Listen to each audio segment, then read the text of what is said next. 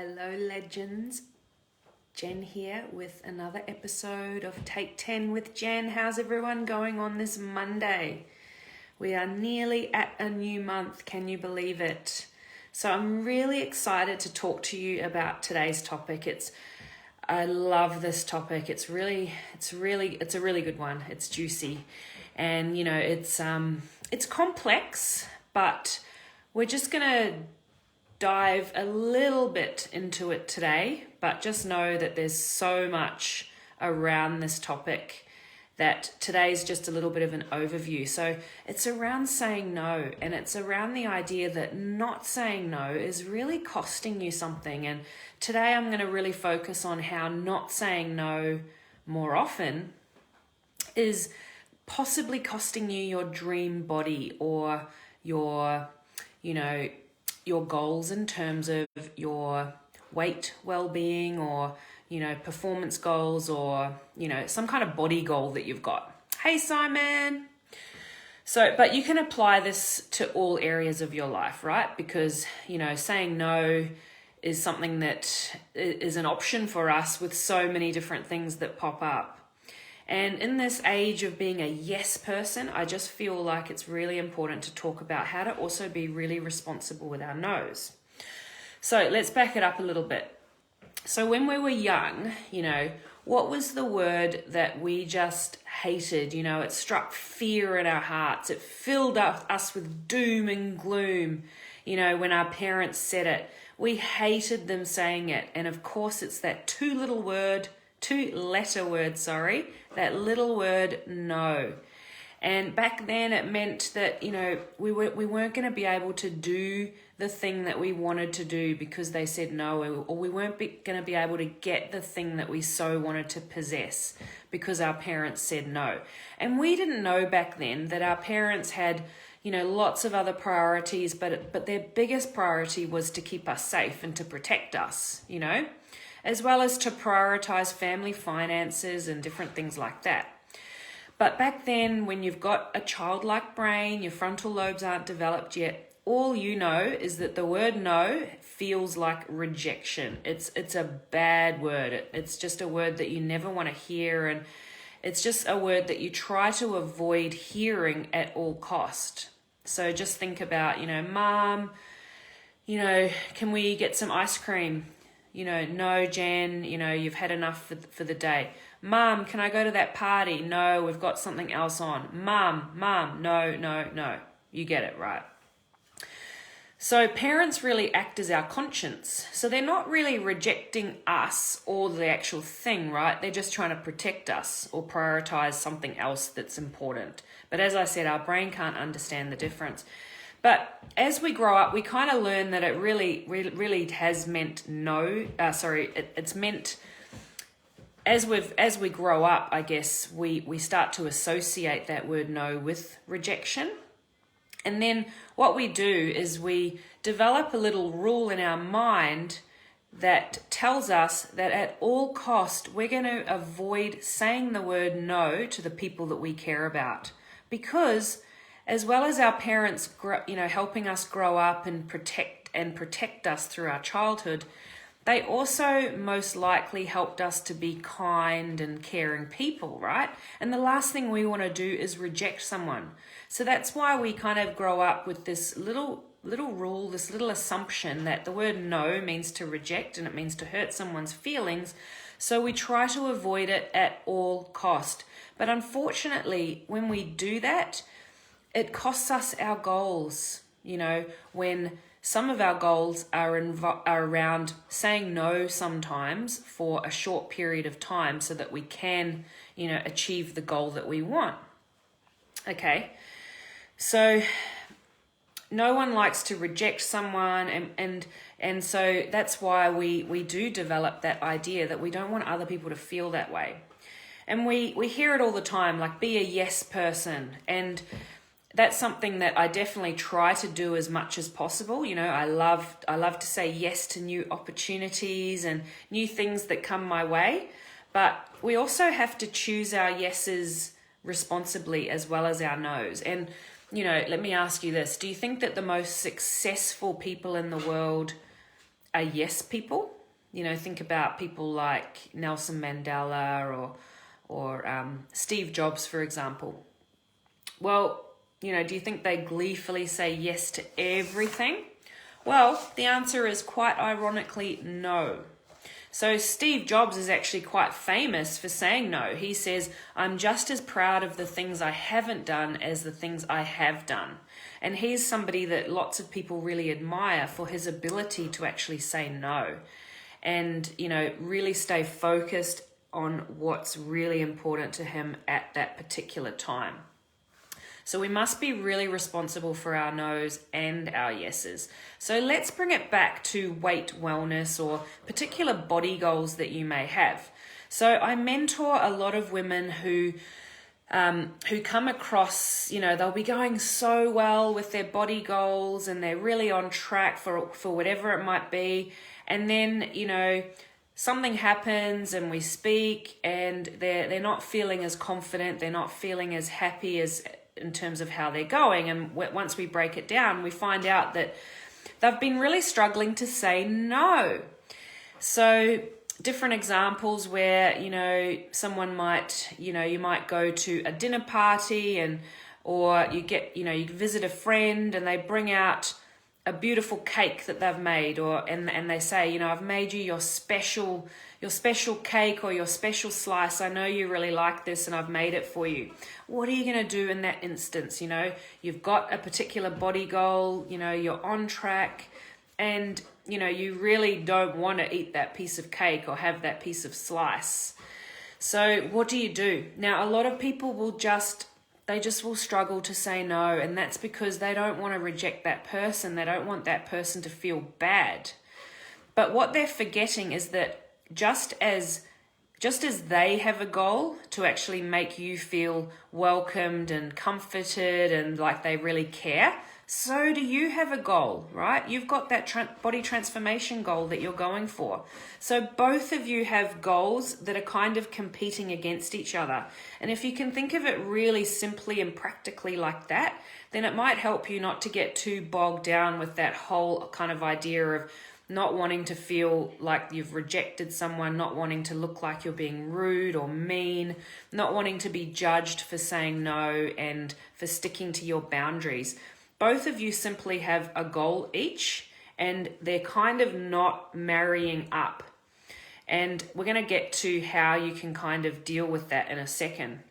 But just really important that it's really important to remember that just as that person's goal might be to kind of entertain or impress with what they've made or to show you that they care, they just simply have a goal, you have a goal, and they don't marry up at that point. So to actually say no, you're not rejecting that person, you're just rejecting you're just kind of rejecting, I guess, the goal that they have for the sake of your own goal. But, you know, let's take the word rejecting out of it completely, because it really is not. It's not rejecting. It's actually just standing clear in the goal that you've got, and it just doesn't marry up with their goal. It just doesn't match. So I want to give you an example. At my hairdresser's recently, she's a really good friend. I go around to her house. She does my hair. And she said to me, Jen, are you cleansing today? And I said, no, I'm not cleansing. She goes, great, I've made you lunch. And I was like, oh, and my heart kind of sunk because I'd bought my lunch to eat with me. I'm, you know, really trying to stay on track with my particular goals. And I said, oh, that's okay, I've bought my lunch. And she was like, oh no, this is really healthy. It's just like eggs and vegetables and different things. It's super healthy. And at the moment, I'm tracking some of my meals, and I knew that in order to track this meal, I wouldn't be able to track it in my little MyFitnessPal app. I wouldn't know what exactly she's put in and how much. And as well as much as this food was healthy that she made me, it was just going to kind of undermine my goals for that particular day. So I basically said no to her, and I'll explain how I did that in a second. But I had no problem with saying no and, you know, not taking up her beautiful offer of lunch. I had no problem with it because my goal is important. She had a goal to, you know, share this beautiful lunch with me, and it just didn't marry up with my goal to, you know, track everything really well for that particular day. So I wasn't rejecting her, I was just saying no to her particular goal. And I have no problem doing that. Those of you that know me, I have no problem being really open and honest about, what I can and can't do. And this applies, I guess, to when you get invited to certain things that you can't go to or that you don't want to go to because it might undermine a particular goal that you've got to, have a quiet weekend or stick to your eating goals that weekend or not drink that weekend or spend time with your kids or your partner, whatever it is. Remember, that person that's invited you to something has a goal. You've got a goal, and sometimes they just don't match. So I'm going to give you 3 steps, and remember that this takes practice, but it's so worth it. So the first step when saying no is just to be gracious about it. Thank the person for whatever they've offered you, whatever they've invited you to, whatever they've asked you for. Just say thank you and just say, thank you so much. I so appreciate that and the care that you've got into that, or I so appreciate the invitation. And then basically, tell the truth. So you've probably heard over the years that we don't have to give an explanation when we're saying no and when we're trying to be assertive, and that's still true. But I don't really love that. I still prefer to be really authentic and, if I can share the reason why, to give it. Why not? It definitely will help the other person to kind of understand and definitely realize it's not about them, it's about you. And it just also means that the more honest that you are, the less chance that it's going to backfire. So if you tell a lie about why you can't have the thing or do the thing, it may backfire on you. For example, if you say I can't have that piece of cake because I just feel a bit sick or I'm not feeling very well, then that person is going to go to all this extra effort to try to look after you and help you feel better when you're not actually sick. And so it's kind of a waste of that other person's energy and resources. And it's just simply not true. Or if you say I'm not eating ABC at the moment, then they might offer you something else that's just as goal undermining. But because you haven't told them the truth, then it's another thing that you have to say no to. So just be really honest. Don't lie. And do it immediately. If somebody's invited you to something and you know that you don't want to go or it's going to undermine whatever goal that you've got or you can't go, just tell them straight away. Don't kind of say, yep, that sounds great, I'll be there, and then cancel last minute, because that is quite rude. That's not giving that other person a chance to cater for you or to invite somebody else that are taking your place, that kind of stuff. It just gives a lot more respect to that other person, and it rips the band-aid off. You don't have to kind of worry about, eventually having to say no. You just say it and you tell the truth. So for example, with my beautiful hairdresser, I just said, I'm not cleansing today, but I am tracking everything I'm eating today, and I'm not going to be able to track that. I'm so sorry. It looks really good. I'm going to have total food FOMO when I'm eating my thing, but I can't today. I'm so sorry. And she was just like, that's it, you're blocked, as a joke, and totally understood and possibly, was a bit disappointed, but that's okay. That's something I can't help how other people are going to respond. I'm just going to be thankful and gracious and give a really kind but assertive explanation, and then kind of leave it at that. I usually like to add a little bit of humor as well. And remember that with practice, it does get easier.